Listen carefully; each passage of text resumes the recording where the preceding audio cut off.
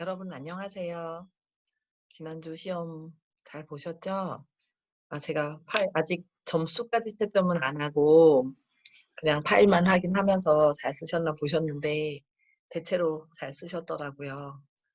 그래도 너무 또 그냥 긴 문장을 짧게 쓰신 분도 있어서 좀 여러 가지 많이 쓰면 제가 여러 요소를 좀 하려고 했는데 몇 분 너무 또 짧게 쓰신 분도 있는데 전체적으로는 다 시간 안에 다 하셨고 그 날짜가 찍히는 것도 중요해서요.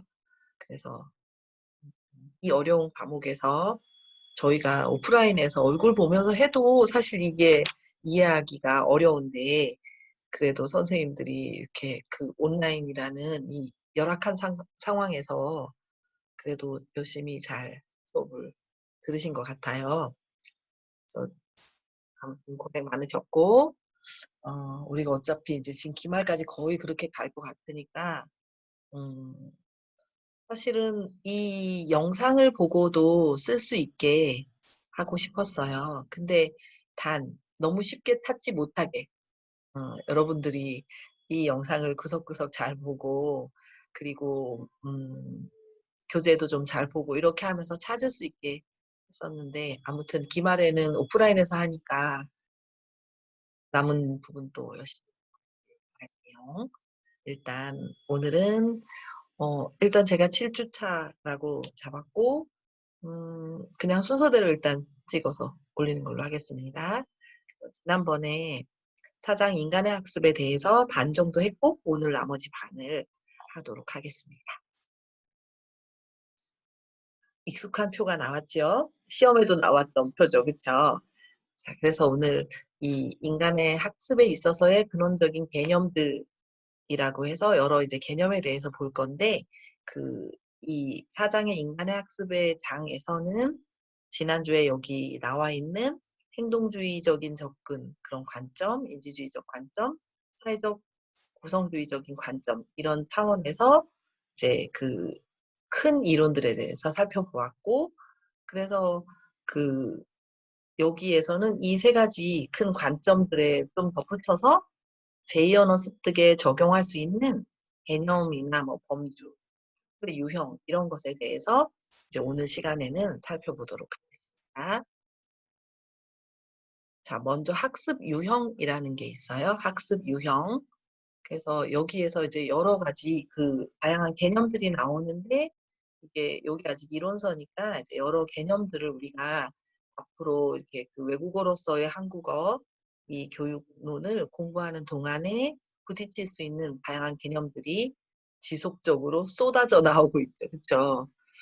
좀 이렇게 제가 수업을 하면서 '나 이거 너무 죄송한데 너무 개념이 많네.' 이런데 마음을 좀 편히 생각하면 비슷하고 이렇게 하면서 자꾸 듣다가 보면 이게 외국어 교육에 대한 어떤 학습 이론, 뭐 습득 이론 이런 것들이 이제 그 좀 이렇게 남게 되면 뭐 세월이 조금 흘러서는 이게 뭐 요번 학기는 이런 뭐 신호 학습, 뭐 자극 반응 학습 이러면 이런 제목들도 알아야겠지만 이 학습을 통해서 아마 지금쯤 중간고사를 보고 나서 '아 내가 습득론 괜히 들었나?'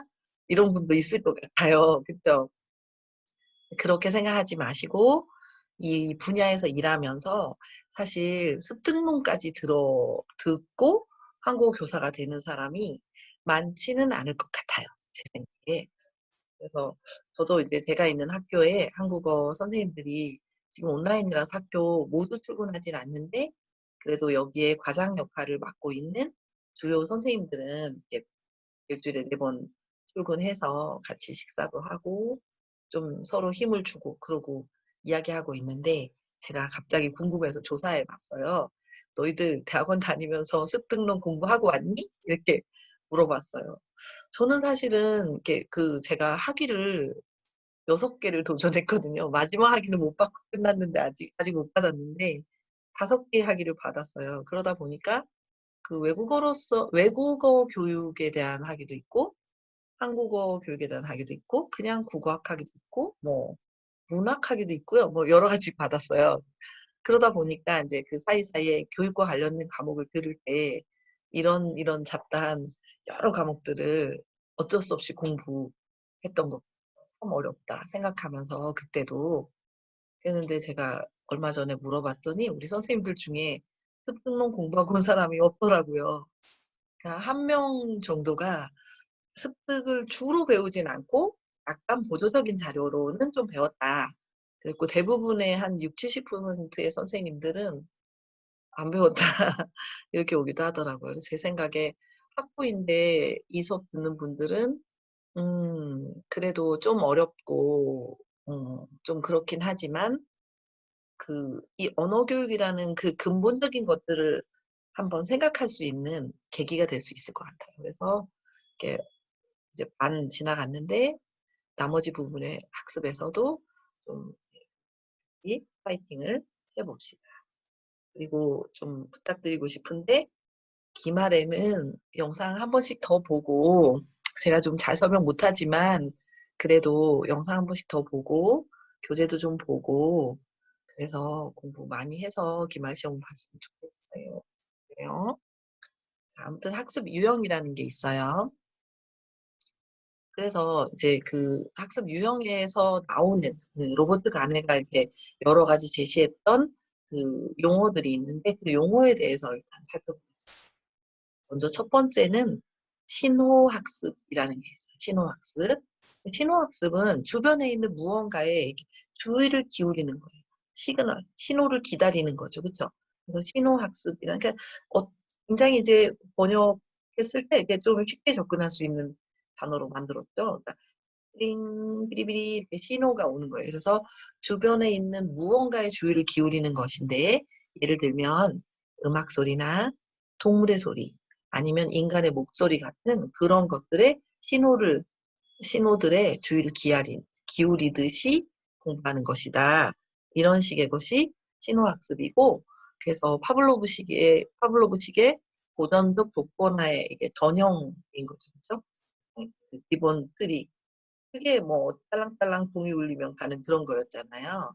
그러니까 이게 고전적 조건화의 전형이다 이렇게 볼 수 있고 이 신호학습을 언어적으로 적용을 하자면 인간이 인간 언어를 알아차리고 주의를 기울이는 것.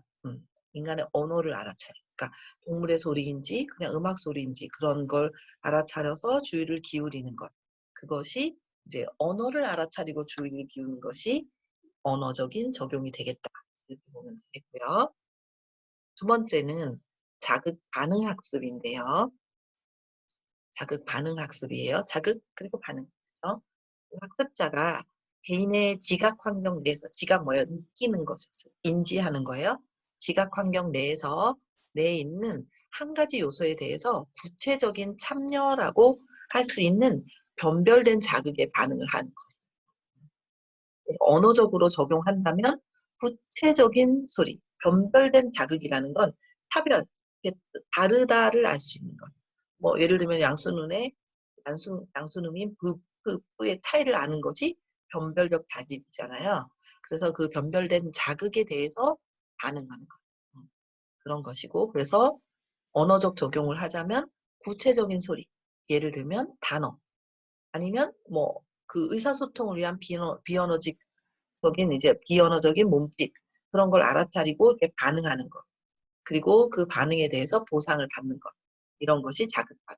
그러니까 자극 반응 이론은 그 공을 치면 침이 나오고 밥을 주고 뭐 이런 식의 자극하면 반응이 나오고 이런 거잖아요. 그래서 구체적인 소리, 언어 적용해서 그것에 대해서 아니면 비언어적 몸짓, 그 구체적인 소리와 비언어적 몸짓을 알아채고 반응하는. 그리고 그 반응에 대해 보상이 주어지는. 예를 들면 반응을 한다는 건 나 여기 있어. 그럼 그럼 이거 해. 이렇게 반응이 나오는 거니까 보상까지가 해당이 되겠고요. 그다음 세 번째는 연쇄학습이라는 용어가 있어요. 연쇄학습. 연결되는 거죠, 계속해서. 그쵸?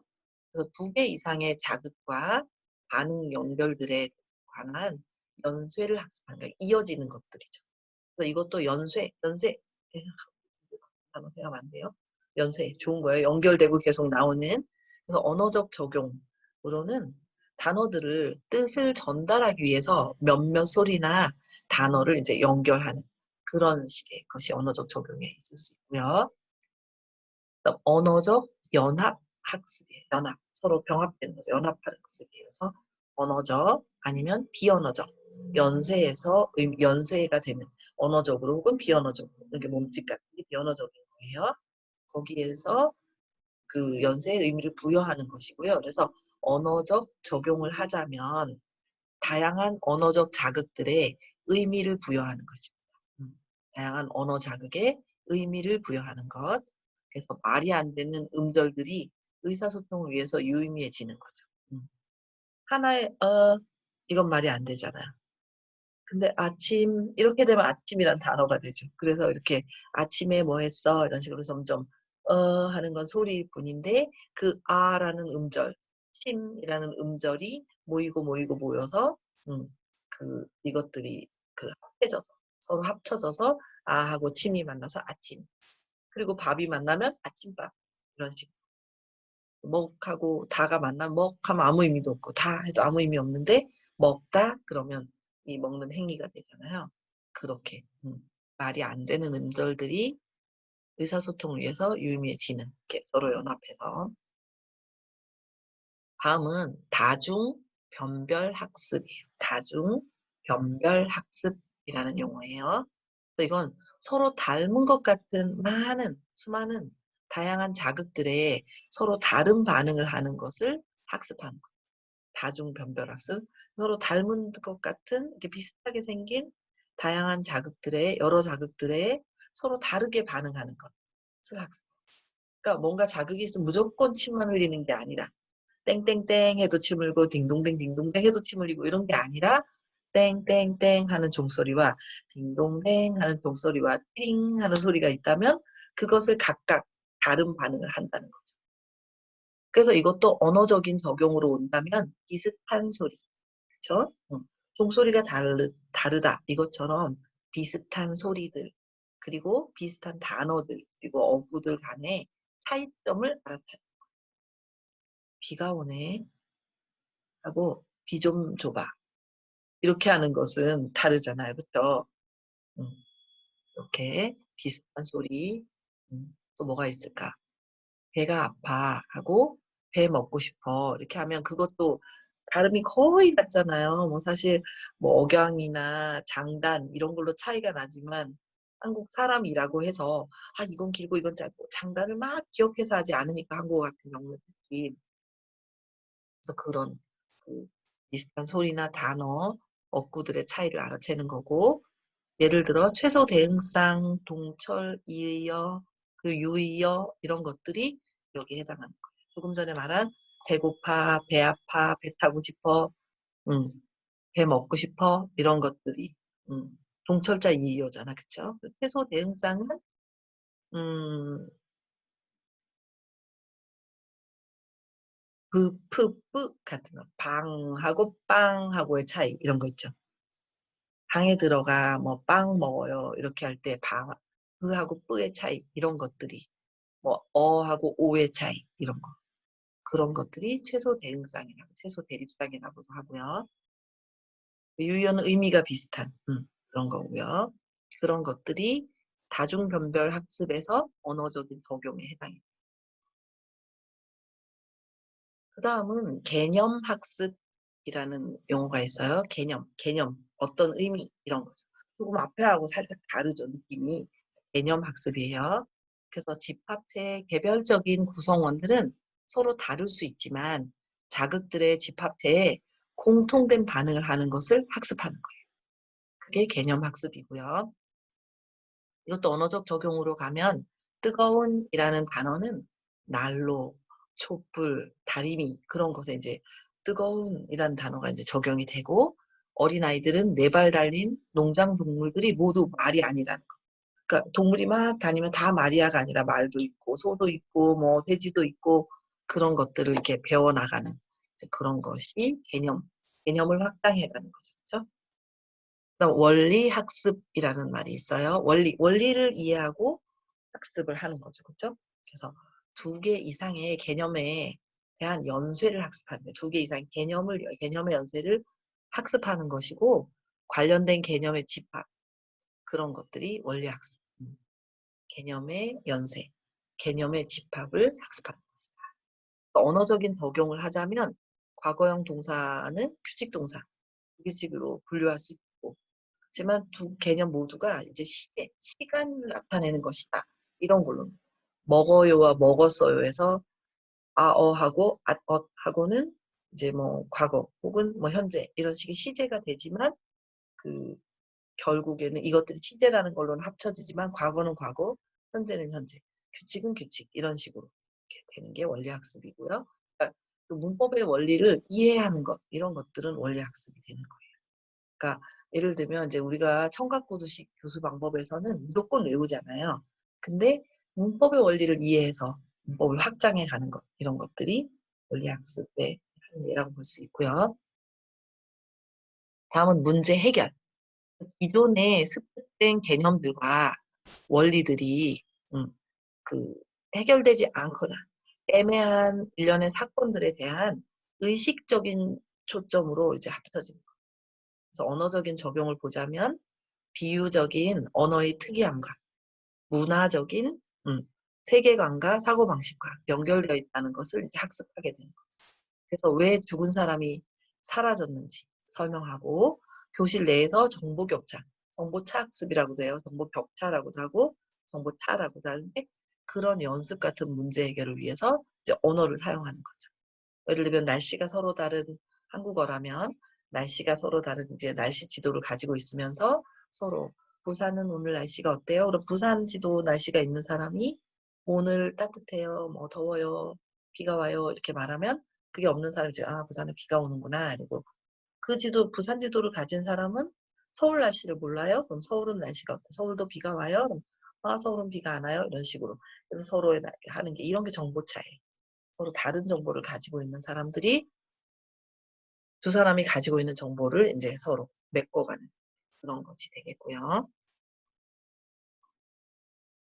그래서 여기 보면 아까 앞에서 1부터 5까지는 행동주의적인 어떤 그런 글이었고 6에서 9는 좀 인지주의적인 아니면 사회문화적인 그런 관점이었어요. 그래서 좀 낮은 수준, 이렇게 초급일 때는 좀 행동주의적인 1에서 5번 같은 학습들이 주로 일어나고 그 다음에 상위 수준, 고급으로 올라갈수록 이제 6에서 9 같은 활동, 개념적이고 추상적인 이제 그런 것들은 이게 인지 구조를 활성화해야 학습할 수 있으니까요. 그런 것들이 그래서 이제 교실로 가져오자면 이제 여러분은 앞에 이제 제시했던 1부터 8까지 위에 숫자를 제가 구라로 썼네요. 1부터 8까지 8개의 이제 그 학습 유형에 대해서 공부했는데 그 중에서 어떤 종류의 교실 활동이 각각의 유형을 가르치는 데 적절한지 그런 거 한번 생각해 보시면 좋겠고 학습자는 어떤 종류의 학습 과정들을 사용할지 그런 것들을 생각해 보면 좋겠습니다. 자, 다음은 전이와 간섭. 전이와 간섭. 전이는 사실 우리 병 같은 것도 뭐 폐에서 심장으로 이렇게 전이 되고 이러잖아요. 옮겨지는 거죠. 그죠? 간섭은 이렇게 끼어드는 거고요. 그래서 자, 인간은 자신들이 가지고 있는 모든 종류의 인지 구조를 사용함으로써 모든 새로운 문제에 접근을 하게 돼요.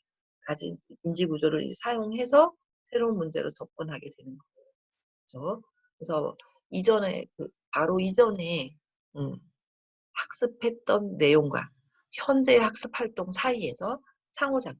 그러니까 전에 학습한 내용하고 지금 학습 활동하고 상호작용을 할 수 있다. 이렇게 보는 거예요. 그 대원 그 바닥에 이제 출발던 원칙이.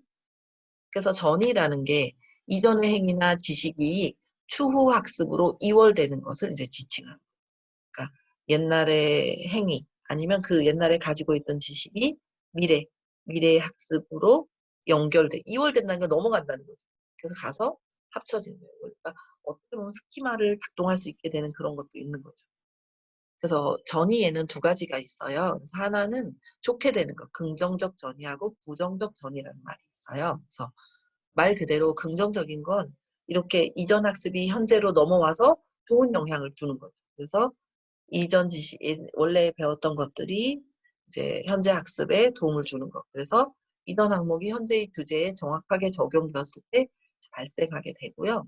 뭐 이렇게 깊은 학습이 아니어도 뭐 발음 같은 경우는 모의 발음 구조, 이게 그 구강 구조가 이렇게 전이를 일으켜서 이렇게 그 모에 있는 그 발음 뭐 아라는 걸 발음한다는 게 모에는 아하고 거의 흡사하다. 그럼 그것들이 그대로 전이 되면서 한국어 발음도 좋게 되고 이런 것들이 되겠고요.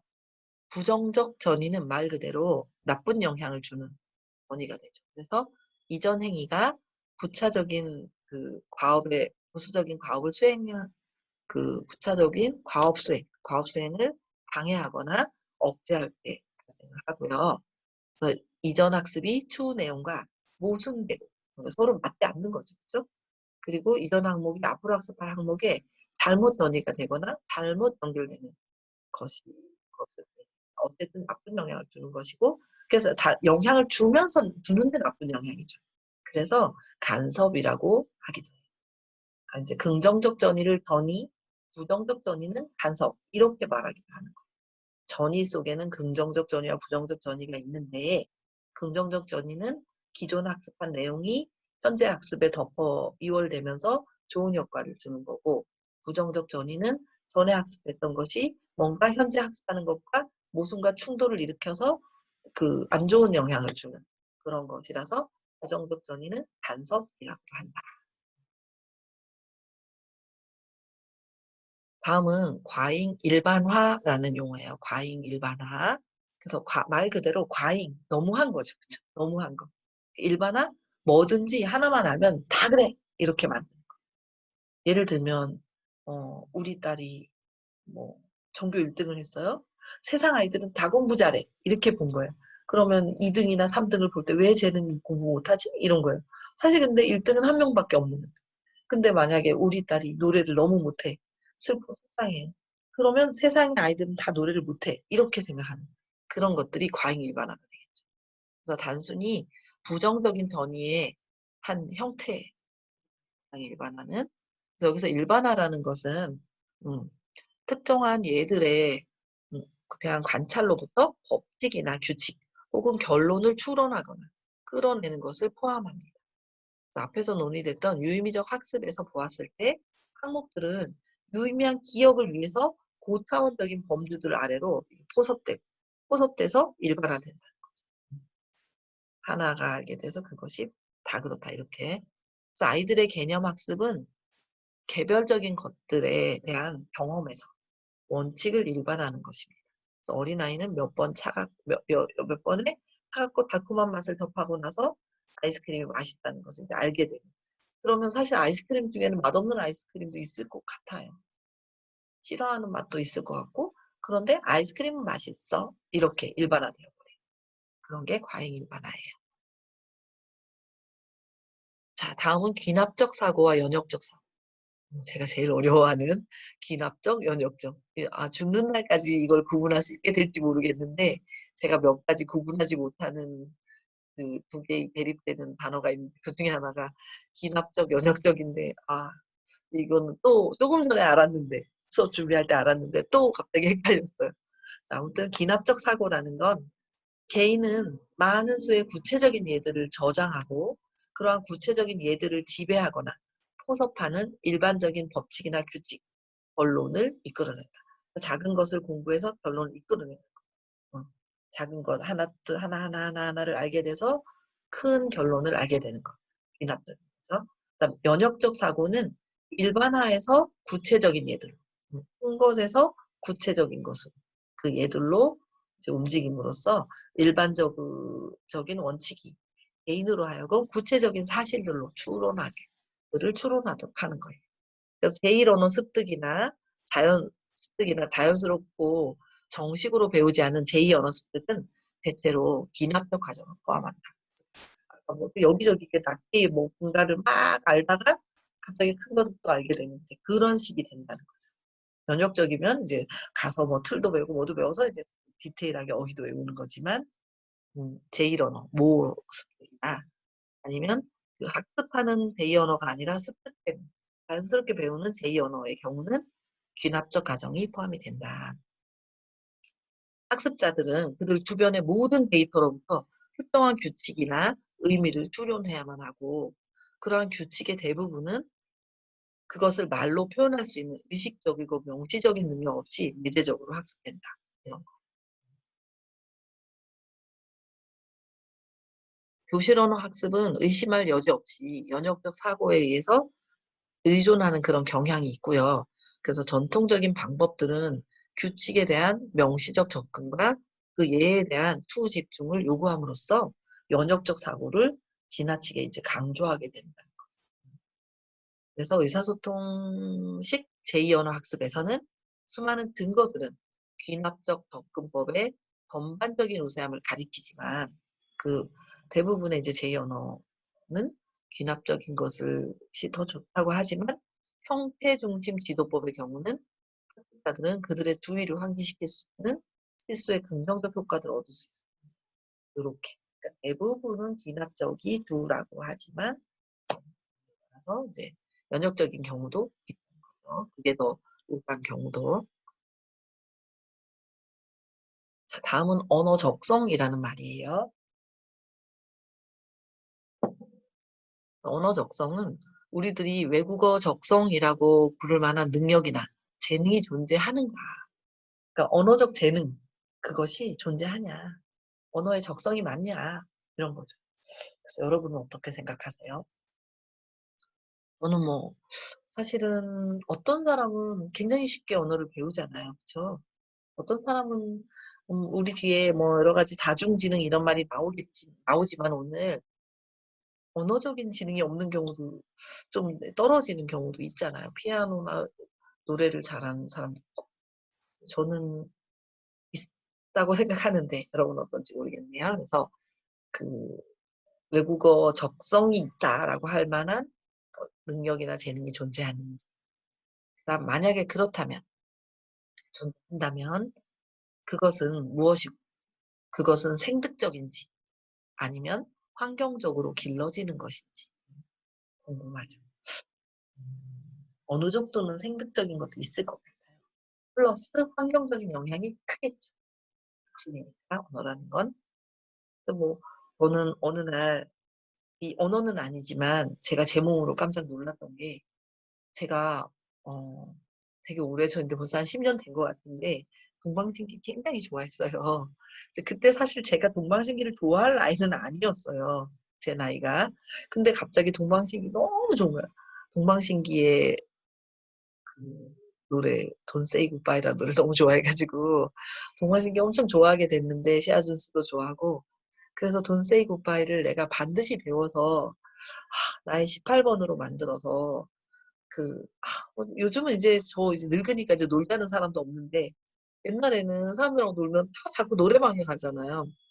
그래서 노래방에 가자 그래서 가면 저만 노래를 못 하니까 되게 힘든 거예요, 거기 있는 시간이.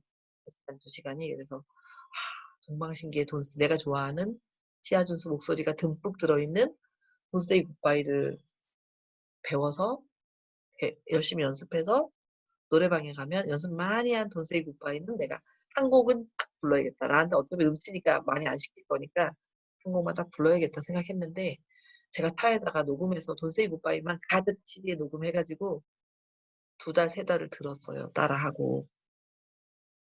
결국 안 돼요.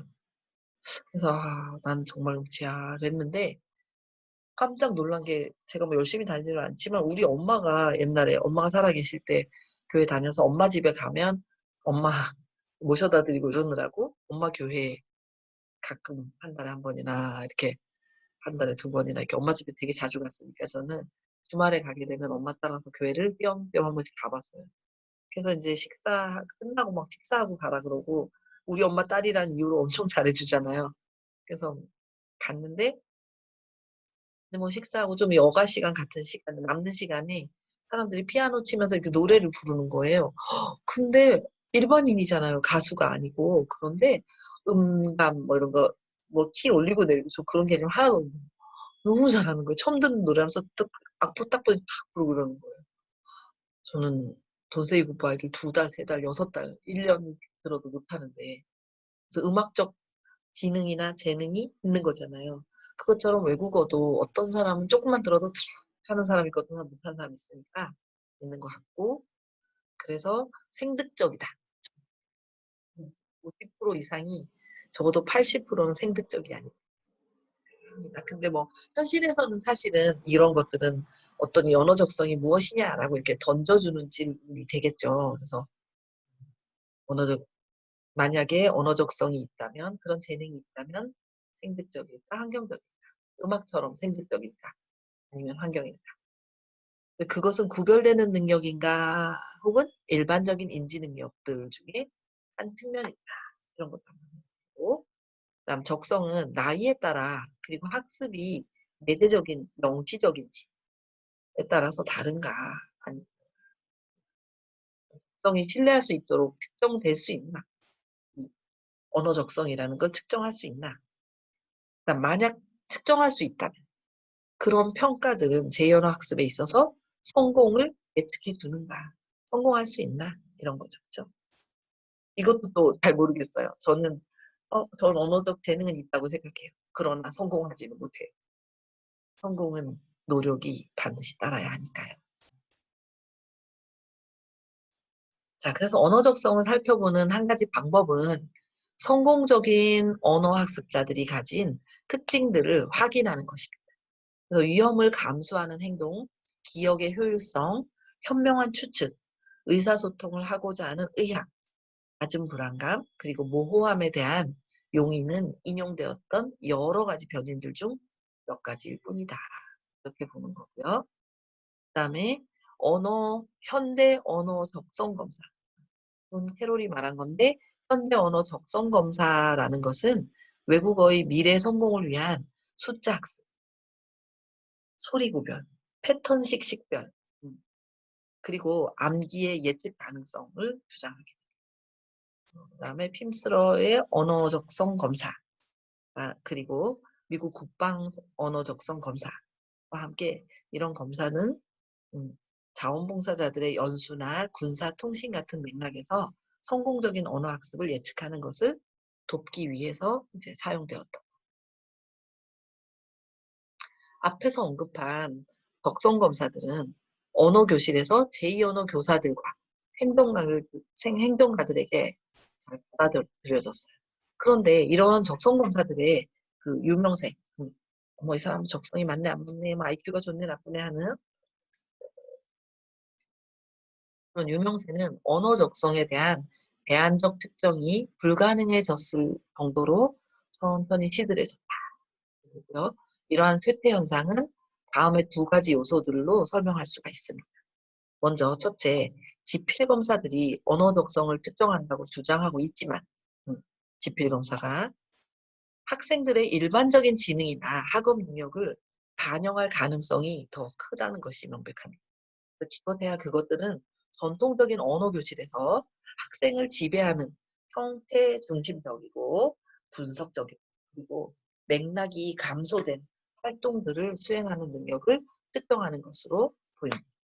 그것들은 추후에 연구들이 맥락이 내포된 상황들에서 의사소통 능력을 습득하는데 학습자들은 여러 가지 이유들 때문에 성공할 수 있고 그것들도 주는 타고난 능력보다는 집중력과 결단력과 그리고 더 많이 관련이 있다. 이렇게.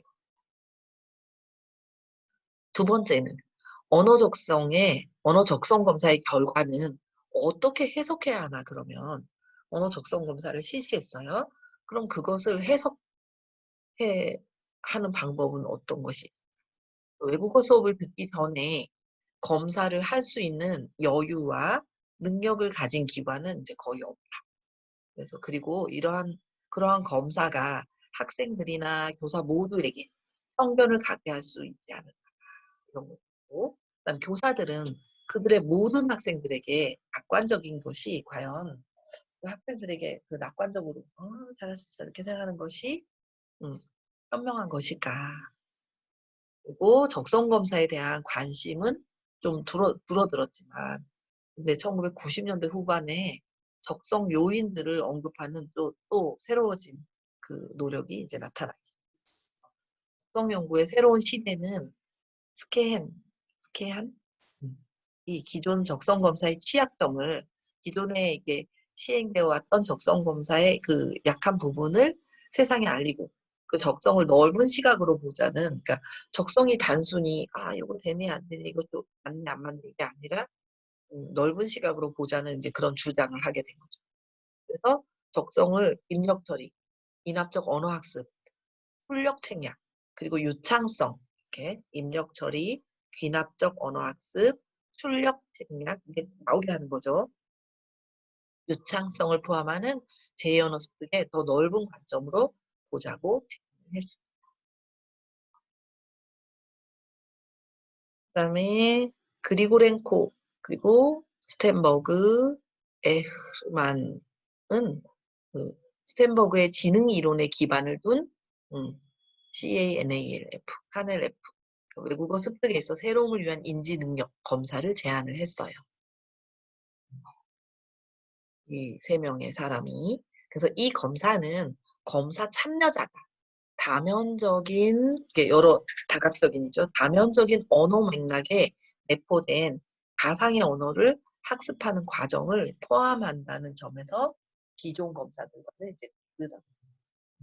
이 새로운 그 외국어 습득에 있어 새로움을 위한 인지 능력 검사라는 것은 검사 참여자가 다각적인 다면적인 언어 맥락에 내포된 가상의 언어를 학습하는 과정을 포함한다는 점에서 기존 검사다. 그래서 더 나아가서 이것은 테스트하는 시점에서 학습 능력을 특정한다는 점에서 정적이라기보다는 동적이다. 그래서 테스트 시점에서 능력을 측정하는 것이니까 동적이다. 어?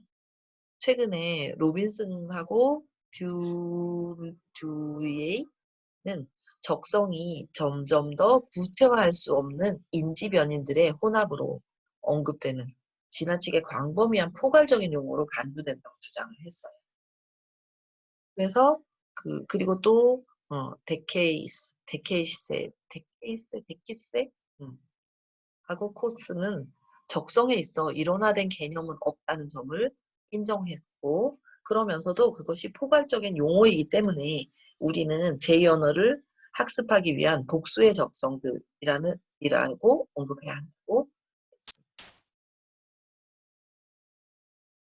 로빈스는 적성이 속도 처리, 단기적, 정기적, 기억, 단기 기억, 뭐 정기적인 기억 이런 거죠. 기계적 기억, 시간 계획, 활용론적 능력, 상호작용적 지능, 감성지능, 자기효능감 그런 것을 포함하는 복잡한 능력이다. 자, 로빈슨이 말한 적성은 속도 처리, 단기 기억, 장기 기억, 그다음 기계적 기억, 시간적 계획, 활용론적 능력, 상호작용적 지능, 감성지능, 자기효능감 이런 걸 모두 포함하는 되게 적성이라는 건 복잡한 것이다 이렇게 본 거예요.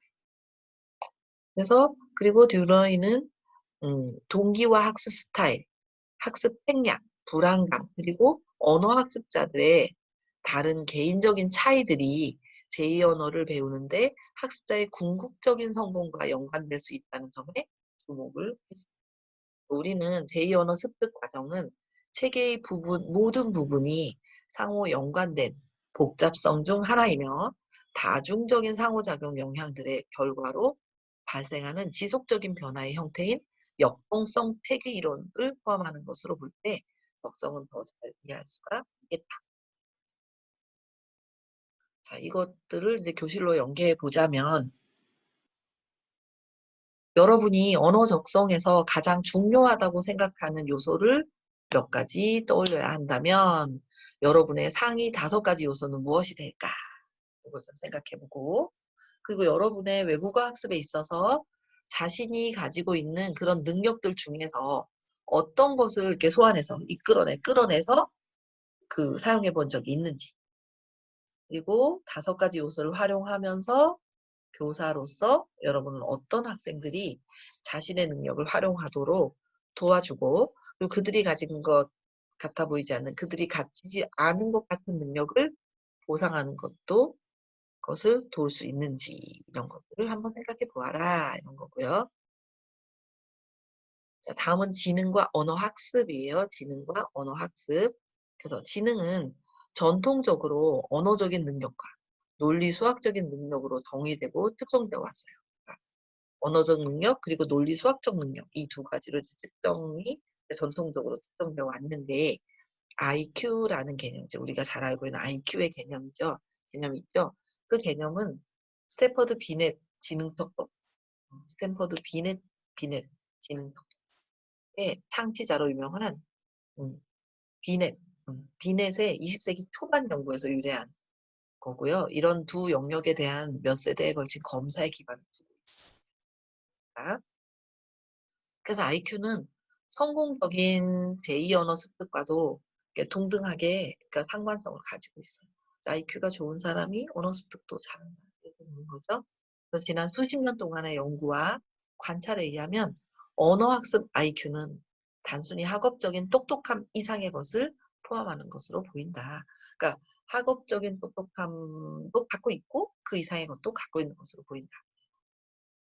그래서 그 하워드 가드너가는 IQ가 수많은 기술과 능력을 설명하기에는 지나치게 단순화된 개념임을 이제 우리가 알 수 있도록 도와준 이제 첫 번째 심리학자. 그러니까 그 전에 가드너가 출연하기 전에는 IQ 하면 똑똑한 모든 것을 제일 잘하는 이렇게 됐다면 이게 아니야라고 만들어준 심리학자인 거죠. 자, 왜냐하면 가드너가 제시한 8가지 다중지능이에요.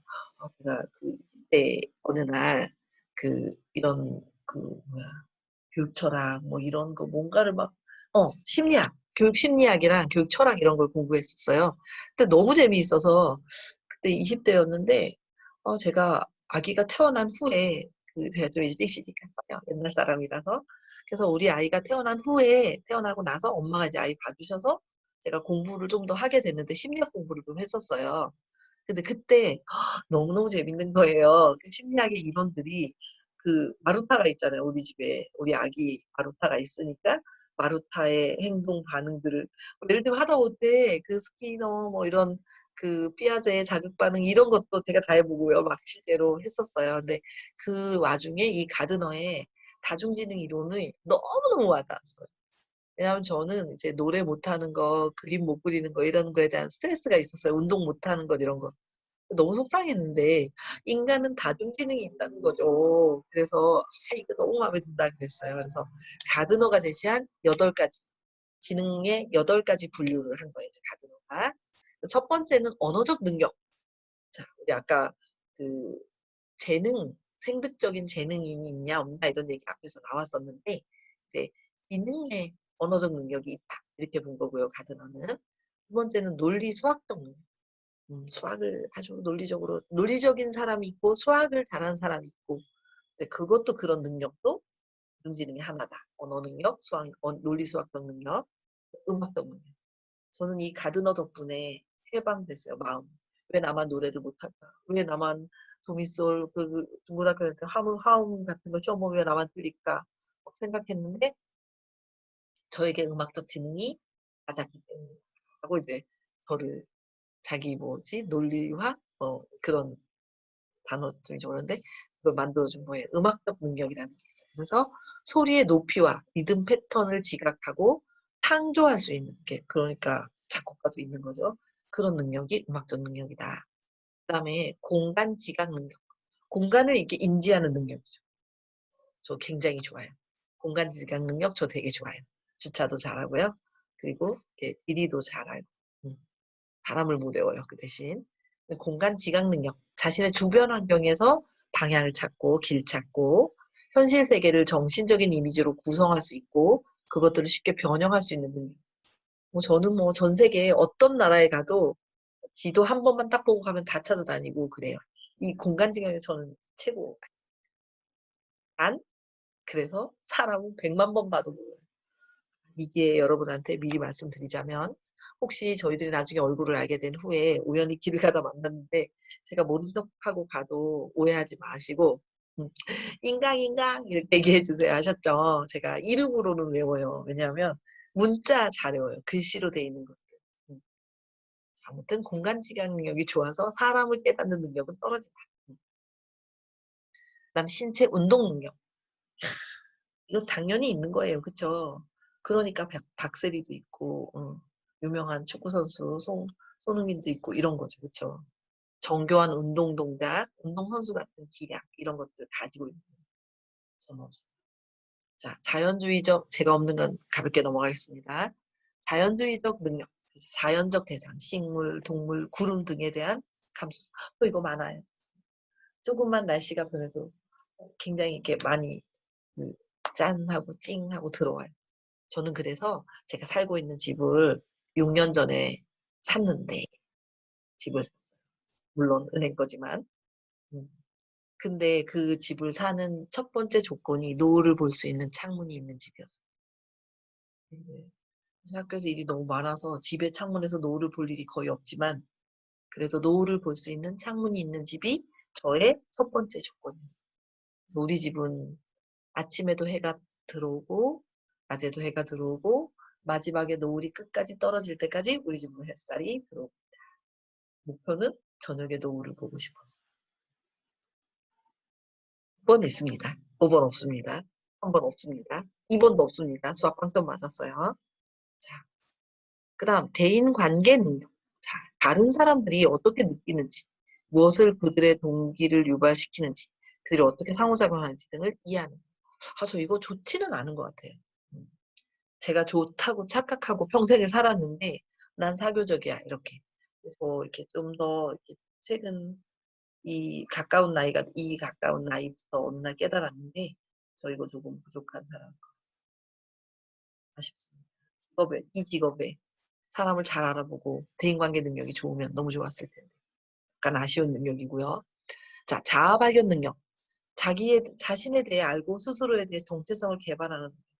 저 이거는 세모는 되는 것 같아요. 아닌 거라는 거. 자, 제가 이걸 설명하면서 굉장히 나는 예스 떠오겠죠. 자, 여러분도 이걸 외우는 방법, 이런 걸 생각하면서 나는 언어 능력이 있나? 음악 능력이 있나? 신체 능력이 있나? 없어? 뭐 100점, 50점, 30점 이렇게 하면서 이렇게 공부하시면 좀 덜 지루하지 않을까. 좀 재미있는 이론이니까 제가 좋아하는 거니까 정해할 수도 있고. 자, 그래서 가드너는 지능에 대한 우리의 전통적인 정리들은 문화 종속적이라는 것을 보여주었어요. 그래서 뉴기니에 있는 사냥꾼이 가진 육박이 미크로네시아의 항해사가 가진 항해 능력 그런 것들은 IQ의 서구화된 정의들로는 설명이 되지 않는다. 보다 최근에 그의 연구는 다양한 목적들을 달성하기 위해 우리가 주변 환경을 조직할 때 그의 다중지능 이론을 일상적인 인간 상호작용에 적용하는 것에 초점을 두고 있습니다. 자, 그다음 로버트 스탠버그의 지능에 제가 한때는 얘랑 가드너 얘라고 너무 하네요. 할아버지. 스탠버그랑 그 앞에 나온 가드너랑 막 헷갈린 적도 많아요. 옛날에 어렸을 때 공부할 때 왜 이렇게 어렵던지 이런 사람들이. 지금은 발음이 안 돼서 그렇지 그때 헷갈리지 않는데 옛날엔 너무 헷갈렸었어요. 20대에 처음 공부할 때. 아무튼 이 지능의 삼분법적인 관점이 있어요. 그래서 똑똑함의 세 가지 유형을 제안했어요. 스탠버그는. 그래서 분석적 사고에 필요한 구성 요소적 능력이 있느냐. 그다음 두 번째는 창조적인 사고를 하고 서로 다른 경험들을 통찰력 있게 결합할 수 있는 경험적 능력이 있느냐. 그다음 사람들로 하여금 그들 주변에 있는 환경, 쌓인 상황, 기관, 맥락 등을 적절히 조정하는 상황 적응 능력 혹은 생활의 지혜가 있느냐 이렇게 분석적 사고에 필요한 구성 요소 능력, 창조적 사고를 하고 다른 경험을 통찰 있게 결합할 수 있는 경험적 능력, 사람들로 하여금 주변에 있는 환경을 적절히 조종하는 상황 적응 능력이 있느냐 이렇게 보았고요. 그래서 스탠버그는 지나치게 과도한 정신 측정 이론은 정신적인 속도에 사로잡혀 있다고 주장했고요. 그래서 최근에 실용적이고 창조적인 지능이 어떻게 한 사람의 인생에 있어 성공을 결정하는지를 보여주는 그 연구에서 실용적인 측면을 제공하고 있어요. 자, 그럼 이런 지능 이론들에서 교실 연계를 한번 해보자면 가드너가 말한 8가지 지능하고 스탠버그의 3가지 요소들을 한번 생각해 보자 이런 거고요. 외국어를 학습하는 여러분의 경험에 있어서 여러분은 이렇게 다른 요소를 보여주는 어떤 기술이나 활동을 경험해 봤느냐. 그럼 뭐 그럴 수 있는데 신체적인 지능, 뭐 언어 능력적인 지능 이런 것들 그런 활동을 경험해 봤느냐 이런 거고요. 만약 여러분이 언어를 가르친다면 어느 정도까지 학습자들이 강점을 활용하고 또 약점을 보상할 수 있도록 도와줄 수 있겠습니까? 라는 걸 한번 생각해 보는 걸로 이제 교실 연계를 해보겠습니다. 우리가 교실에서 만나서 이런 걸 같이 이야기하면 참 재밌을 텐데, 그죠? 자, 다니엘 골레망의 감성지능. 감성지능이에요. 이것은 정서 혹은 EQ라고 부를 수 있는 것을 지적 기능의 자리에 놓는 데에서 그 설득력을 가진다고 할 수 있어요. 감성지능. 너무 마음에 들어요. 나이가 이렇게 많이 들었어도 감성적인 사람이 되고 싶고 그런 거. 감성지능이 높았으면 좋겠다.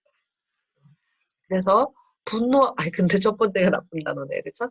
분노와 공포, 그다음 기쁨, 사랑, 혐오감, 수치감, 수치심, 그 밖에 여러 가지 감정과 같이 몇 안 되는 중요 감정들을 관리하는 것은 효율적인 인지 처리를 도와주고 있어요. 감정 여과 가설이라는 것도 있어요. 우리. 자, 그래서 감정적인 마음은 이성적인 마음보다 훨씬 더 빨라서 심지어는 무슨 일을 하고 있는지 잠시 멈추어 생각할 겨를도 없이 행동으로 하고 옮겨지기도 한다는 거죠.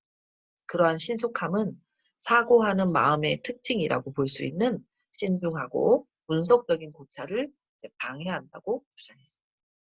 그리고 보다 최근에 감정적인 관리를 실제적인 인생 상황들에 이제 적용하기 위한 노력의 일환으로서 생태학적인 지능과 더불어서 사회적인 지능에 관한 연구를 추가하게 되었습니다.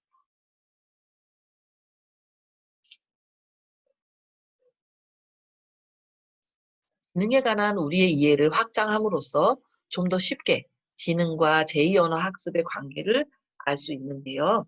자, 가드너의 음악적 지능은 어떤 학습자들이 언어의 억양 패턴을 인식하고 생산해내는데 상대적으로 더 쉽게 하는 것을 설명할 수가 있습니다. 그래서 신체 운동적 방식은 언어의 의문론적 학습과 연관되며 대인관계 능력은 의사소통 과정에 있어서 확실히 중요하다.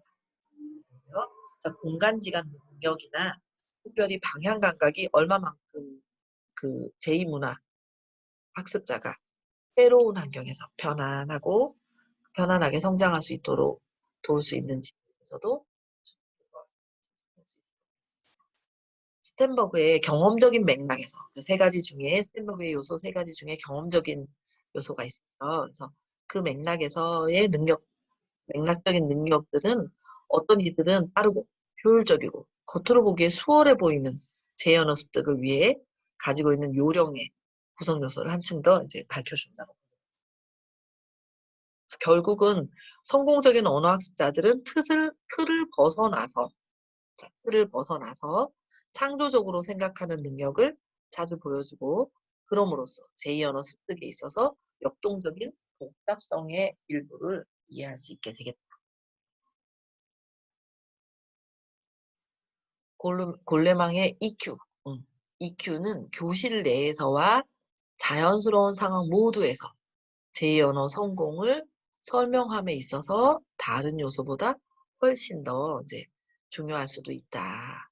자, EQ가 교실 내에 자연스러운 상황 모두 제2언어 성공을 설명함에 있어 중요할 수도 있다. 그리고 교육기관들은 다중지능 이론을 이렇게 여러 가지 지능 이론들이죠. 지능에 여러 가지가 있다.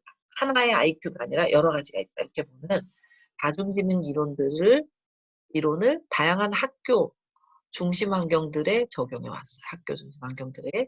외국어 교육에서는 각각의 지능이 어떻게 교실 내의 특정한 요구와 연관되는지 보여줌으로써 영어를 제2 언어 혹은 외국어로서 가르치는 분야에서 다중지능 개념들을 성공적으로 적용해 왔습니다.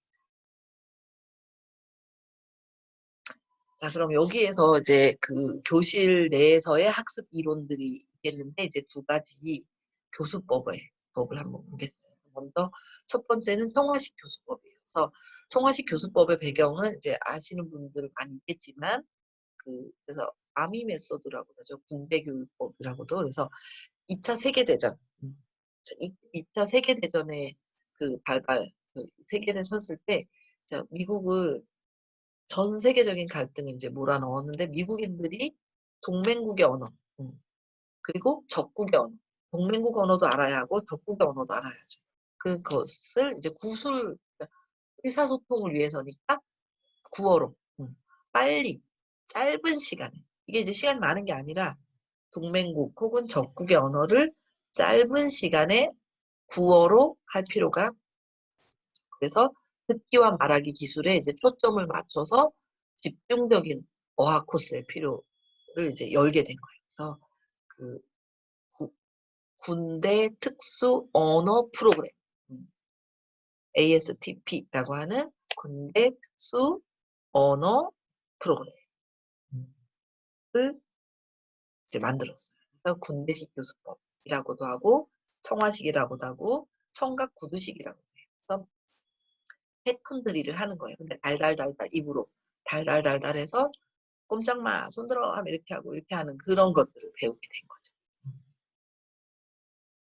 그래서 이 과정은 청화식 교수법의 과정은 군대식 교수법은 발음, 패턴 연습, 그리고 회화 연습 같은 이게 말하기에 필요한 딱 정해진 말들을 이제 활동을 활용했고요. 그래서 연역적이고 명시적인 문법 교수, 그리고 번역에 대한 거부, 번역 안 하고 그냥 달달달달 외우는 거. 그 전통적인 교실에서, 그러니까 문법 번역식의 전통 교실에서 이러한 특징들 중에 실질적으로 그 이제 교수법 내에서 이게 사용되지는 못했죠.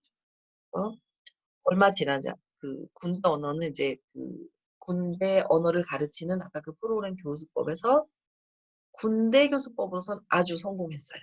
왜냐하면 2차 세계대전 때 군인들이 적국의 언어, 동맹국의 언어를 외워야 잘 알아야 일단 간단하게 소통할 수 있는데 한 달, 두 달, 그 짧은 시간에 딱 배워서 딱 사용하니까 아주 성공했죠.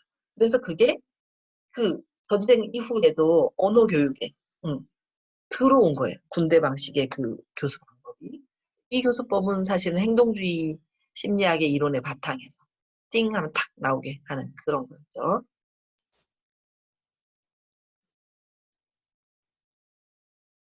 그래서 이제 여기 보면 이렇게 구조주의하고 행동주의 심리학 두 가지 영향을 받아서 그 행동주의 심리학은 자극반자극처럼 안녕하세요. 그럼 안녕하세요. 하는 이제 그런 이름이 뭐예요? 유소영이에요. 이렇게 하는 그게 딱 대답하는 거고 그다음 구조주의 언어학에서 좀 영향을 받게 된 건 그 틀, 응, 그대로 구조에다 끼워 맞추는 그런 것.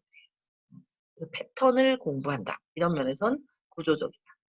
띵 하면 탁이다 하는 건 행동주의적이다. 이런 영향이 돼요. 그래서 이렇게 그런 조건화 모델을 그 자극 반작용의 조건화 모델이 들어왔고요. 그래서 이 교수법은 되게 그래도 한 10년, 20년 이상 센세이션하게 전 세계 언어 교육, 그러니까 이 시대에 이제 그 세계가 소통하게 됐고 2차 세계대전 이후에 그리고 이제 많은 이동이 있고 그래서 굉장히 많은 영향을 줬어요 언어 교육에. 그래서 대표적인 교수 방법이 된 거죠. 문법 번역식, 청각 고두식, 그리고 의사소통 이렇게 넘어오는.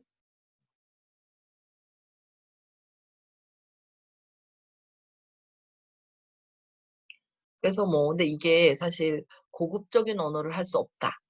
그리고 그 실제 현장에서 변화를 대응할 수 없다. 이런 어떤 그런 걸로 인해서 그리고 인간의 인지 능력을 무시했다. 이런 걸로 인해서 다음 교수법이 발달이 됐는데도 불구하고 이제 현대에도 여기저기에 연습 문제라든 의사소통 교수법에서도 연습 문제를 공부하는 단계 이런 데에서는 이제 많이 활용이 되고 있어요. 흔적이 남아 있고요. 자, 다음은 공동체 언어학습법이에요. 좀 요거는 좀 더 좀 다른 방법인데 그 일종의 그 교사가 그 가르치는 지식 전달자라기보다는 상담자 같은 그 상담 심리학의 영향이에요. 공동체 언어학습법은 상담 심리학의 그 기반을 두고 개발된 발전한 교수법이에요. 그래서 그 학생들이 동그란 원탁 테이블에 앉아 있고 학생들이 스스로 뭐 공부할까 이런 거를 자기들이 논의해서 그 모국어로 학습자 모국어로 진행이 돼요. 그래서 교사도 학습자 모국어에도 능통한 사람. 그래서 이렇게 학생들이 오늘 뭐 주말에 뭐 할까 배운다 그러면 그거 선생님 주말에 뭐 해요가 뭐 한국말로 뭐예요 하면 이제 그거 이렇게 써주고 가르쳐. 그렇게 해서 학생이 스스로 학습을 이끌어가는 그런 방법이어서 사실 실효성이 좀 떨어져요. 왜냐하면 학생이 모든 교실에서 자기 스스로 뭘 배울지를 만들어낸다는 게 쉽지가 않죠. 그죠?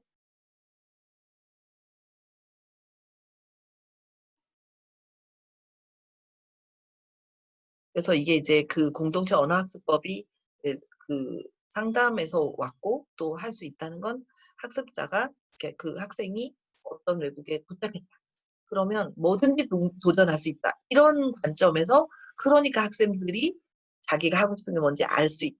그래서 학생이 뭔가 배우고 싶은 걸 확 내뱉으면 그걸 교사가 번역도 해 주고 정리해 줘서 이제 최종적으로 말하게 하겠다. 이런 거.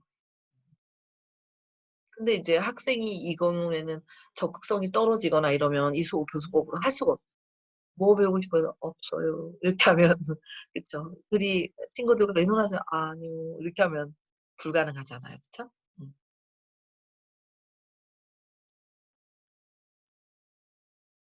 그래서 이제 지금 단점 나왔는데 이 교수법은 그 이론적인 문제들이 이제 발생을 했는데 상담자 교사의 비지식적인 역할은 많은 시행착오를 초래했는데 그중에 상당 부분은 생산적이지 않았다. 그래서 교사가 지식 전달자가 아니라 상담자 역할이다 보니까 학생이 지식의 구조를 꺼내야 되니 어떤 기능을 위한 사실은 이렇게 그 난이도 같은 것도 단계적으로 이렇게 가야 되는데 그런 것들이 학생들 "오늘 배우고 싶은 거 대박 뭐야?" 이런 식으로 배운다면 이게 이런 거 맞춰갈 수가 없잖아. 그래서 그런 것들이 이제 시행착오를 하게 됐고 그 '생산성이 떨어진다.' 이렇게 보게 된 거예요. 그래서 귀납적인 시도들이 재현어 학습에 있어서 활력을 불어넣는 구성 요소이긴 하지만 몇 날 몇 주를 허덕이는 것은 그러니까 학생들이 허덕인다는 게 뭐예요? '아 오늘 뭐 해야 돼. 선생님 아무것도 안 하고 우리가 생각해야 돼.' 이런 그런 것들이 학생에게 오히려 좌절감을 줄 수가 있다. 그리고 번역에 거의 전적으로 의존하는 것도 음 약간 '이거 번역 다 하면 이거 문법 번역실과 뭐가 달라. 아 이거 어떻게 하라는 거야.' 그런 이제 미스터리들. 그래서 공동체 학습법의 시사점은 이런 단점에도 불구하고 공동체 언어학습법은 교사들에게 이제 시사점을 제공하는데 우리는 학습자들의 긴장감을 낮추고 이렇게 편안하게 해 줘야 되니까 우리들의 교실에서 최대한 지지하는 집단을 형성하고 애들이 뭘 배우고 싶다 해도 "그건 아직 안 돼." 이런 거 없는 거죠. 그죠? 학생들이 어느 정도 언어를 먼저 말하게끔 하고 학습자들이 더 이상 그들을 안내해 주는 교사가 없는 날을 대비해서 자율성을 향해 움직일 수 있도록 해야 한다. 이런 시사점. 그래서 자기주도 학습이 되게 하는 이렇게 여기까지 오늘은 해서 우리 사장의 인간의 학습에 대한 것을 이제 모두 마치 다음 주는 5장 공부할 거예요. 그래서 혹시 여력이 되면 5 장도 한번 읽어보고 오세요. 자, 우리 다음 주에 만나겠습니다. 안녕히 계세요. 건강한 한 주 보내세요.